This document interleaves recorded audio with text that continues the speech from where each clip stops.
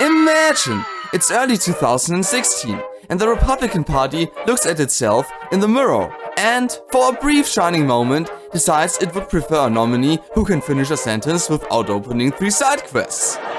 The decisive shift isn't love for Marco Rubio. It's a coordinated allergy to chaos. Party elites consolidate early, donors panic responsibly, and Rubio benefits as his rivals split the very loud vote. By the time Florida votes, Rubio actually wins his home state. Already a plot twist. Gains momentum and becomes the last broadly acceptable option standing. The convention exhales so hard it briefly affects regional air pressure. The general election against Hillary Clinton is suspiciously normal. Rubio runs as the fresh-faced future. Clinton is the experienced steady hand. And America feels like it accidentally wandered into a job interview. Rubio's tone peels off suburban voters, uneasy about Clinton, but not in the mood for unpredictability. He narrowly flips Florida and Pennsylvania, maybe Wisconsin, and wins.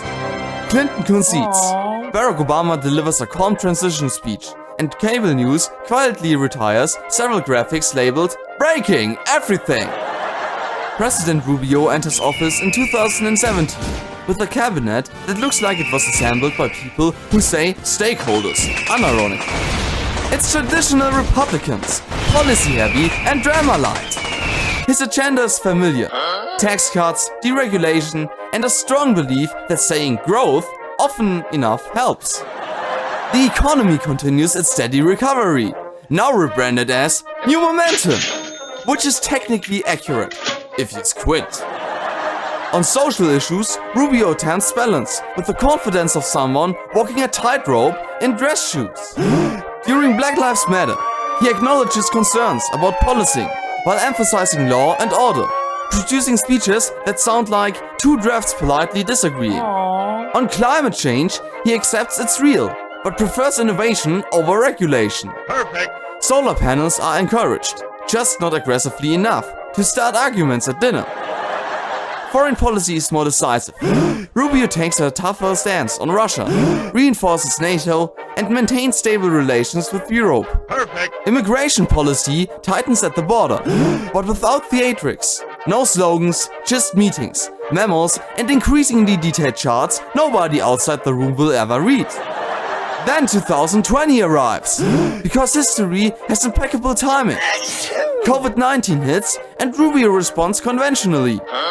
He leans on public health experts, coordinates federally, and makes masks about as controversial as umbrellas. The economy drops, recovers unevenly, and everyone develops strong opinions about supply chains. In the election, Rubio faces Joe Biden, who campaigns on experience and calm. Rubio narrowly wins, mostly because incumbency remains one of politics' most reliable advantages. In his second term, Rubio continues his steady approach.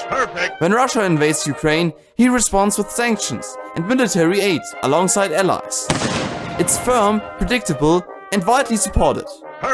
Decades later, Rubio is remembered as a competent, conventional president who restored a sense of normalcy. Right up until historians uncover a dusty file labeled Alternative 2016 Timeline.